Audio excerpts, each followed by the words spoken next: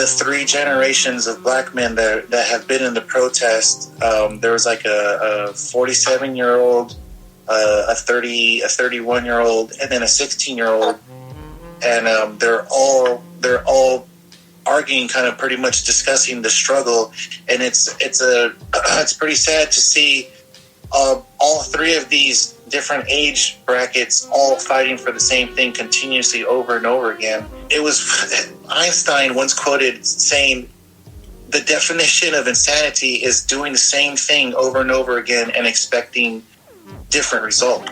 And I feel people are at that point where they're doing the same over and over again with the Watts riots, the LA riots during Rodney King, and now these riots, and it's being generational. And the dude pretty much said, when my 5-year-old becomes 25, he's going to have to do this shit over again. And I feel that was a really powerful statement, because it's almost true. If the 40-year-old had a kid and 47-year-old had a kid, and he grew up and he started revolting at 31, and then that 31-year-old had a kid and he started revolting at 16.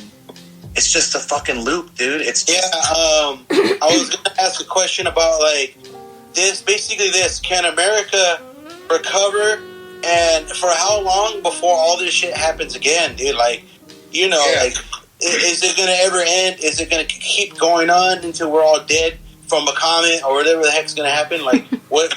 Like, what, like... Well, let's put some perspective real quick. Do you guys remember Sandra Bland? Yes. No. She mysteriously died under police custody, and it was ruled a suicide by asphyxiation or something like that.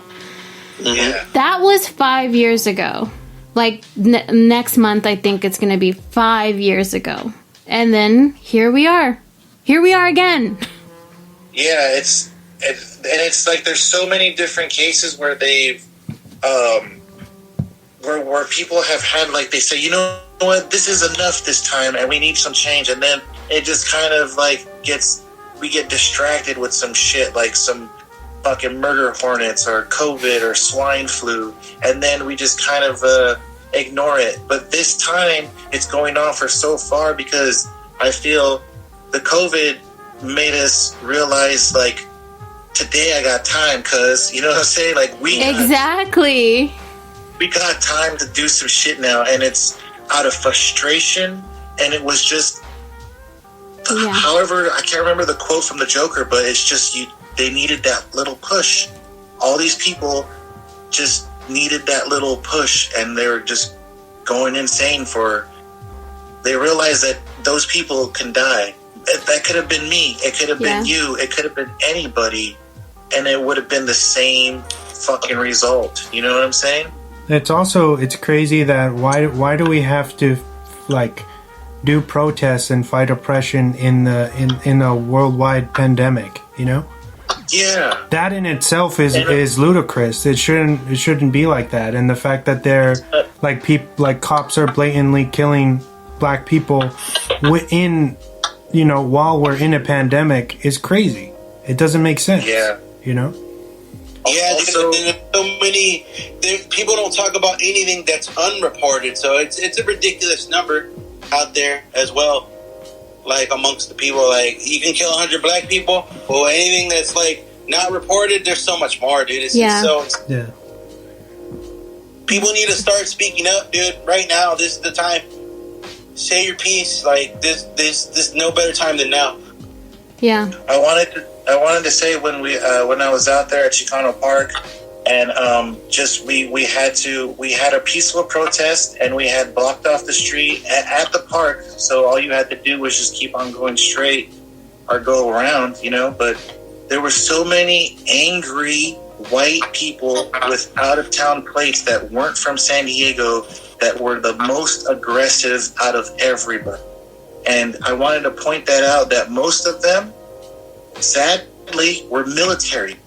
And you can just tell they were just, they called us racial slurs. They called us retards. They gave us the finger. They tried to run us over with their Toyota Tacomas and everything.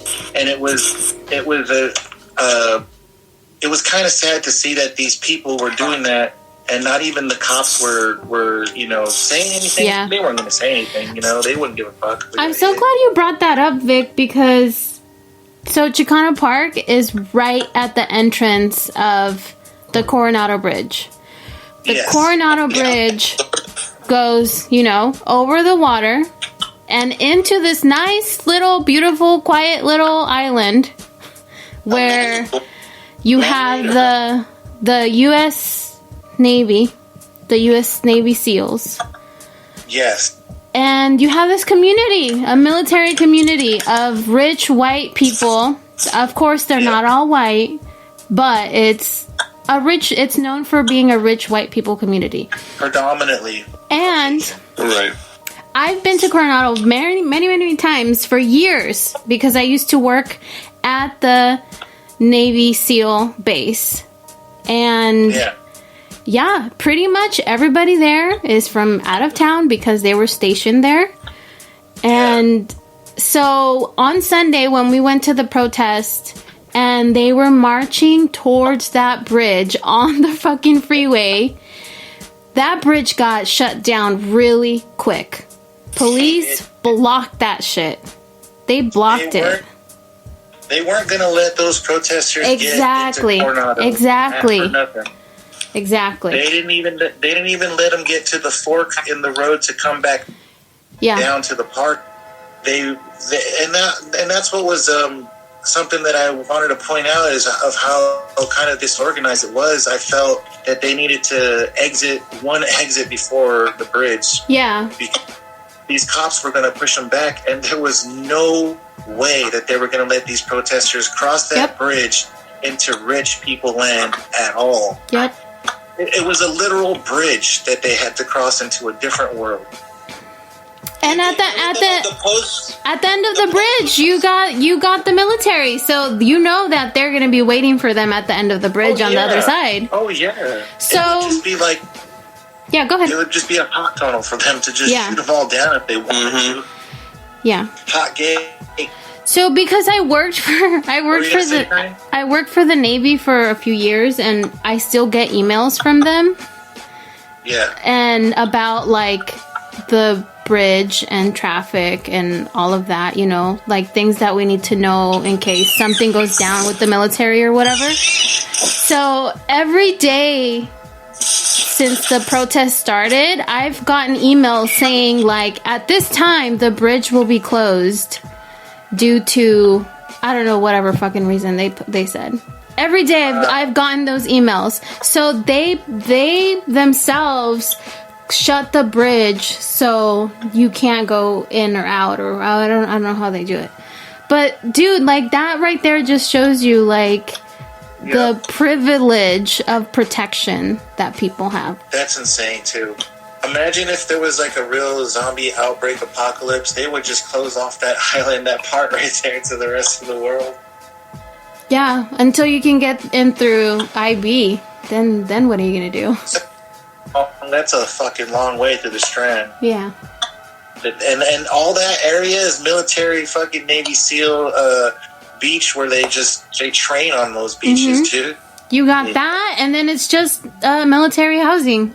That's it. So, yeah, I wanted to point that out that I would say like almost 90%, 99% of the people that were being aggressors towards us were out-of-towners, out-of-state plates that were basically military, and they hated us out there. They hated the fact that we were standing up against local police authority and just standing for what we believed in, to the point where they were trying to ram us with their Toyota Tacomas. Like, for reals, dude. Like, you're be the law now, or what? You're fucking Mr. Tough Guy in your car. But yeah, that was just something I wanted to bring up for that. Basically, I wanted to encourage people to go check out my Instagram because I post a lot of different things, and I'm constantly trying to get the newest information, and whether it's raw footage of what's happening on the front lines, or whether it's a news report from MSN or CNN or Anderson Cooper. But if you're able to, and if you have social media, go ahead and check it out. And honestly, do your research. And if you don't have a stance on what is happening, then you're obviously siding with what's, not current. Like you need to inform yourself on what's really happening out there before you make any judgments.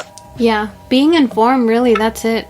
If people don't know, there's these things called bait bricks, where government is dropping off these huge pallets of fucking bricks. What is that about, dude? That is crazy.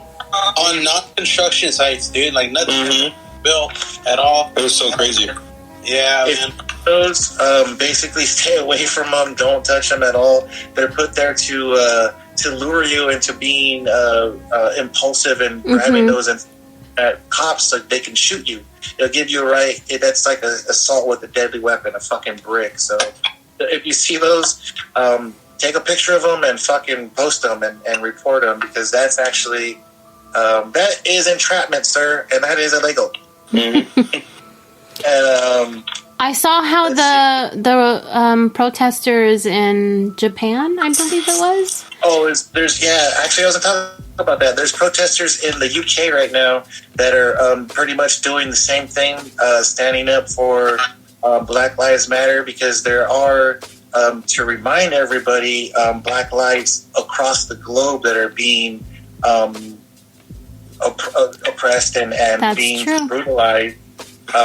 Not only in the UK, but surprisingly, I have a couple music friends out in Japan who have told me that there are a skyrocket of people, black people in Japan being thrown in prison, as fear of them trying to uprise as well. So they're really taking them out, and they're looking at America as their lead to what they should do about their African Americans there. So it's kind of weird to hear that from a Japanese person, talking to him, and it's kind of surprising that they even have a problem like that over there. He says a lot of the black culture is really respected, but at the same time very frowned upon if you're traditional old school Japanese, and they have a lot of them in prison. And so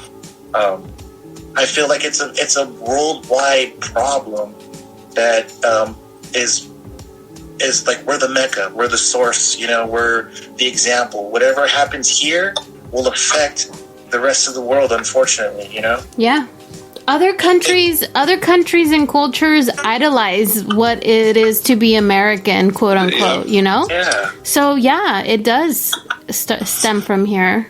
You're absolutely right. It's good to say, like, we're in a war among racists, and we're not here to blame white people. It's a war among racists and good people, like, not just racist white people. It's racist and good people. There's a war amongst those two right there. Yeah. Yeah, exactly. It's like I was saying. These times are trying of how you are as a person to humanity. If you're a good-hearted person, you will do the right thing. And it's fucking just bizarre and weird to me. I mean, I'm not a huge man of faith, but honestly, fools, like end times, like all of that shit, like whatever we're going through right now is like borderline apocalyptic, dude. It's borderline fucking antichrist. You know what I'm saying? Like all of that shit. Even if you don't believe in the Bible, it's still really bizarre that it's coming true. Like all of that shit. I just feel we need to change as a whole, as a people, for the better. Well, in order for that to happen, we have to take action. Calling your representatives, like messaging them, like being informed of what's going on in your community, because, trying to actively make a change. Real quick, I did want to bring up that in the past it has been an issue. I've only voted once in my life, and I felt I needed to vote, and it was for Obama, because I felt like we needed a change. And anything else, I felt ever since then, I didn't vote before then because I was too young, and I never voted for local city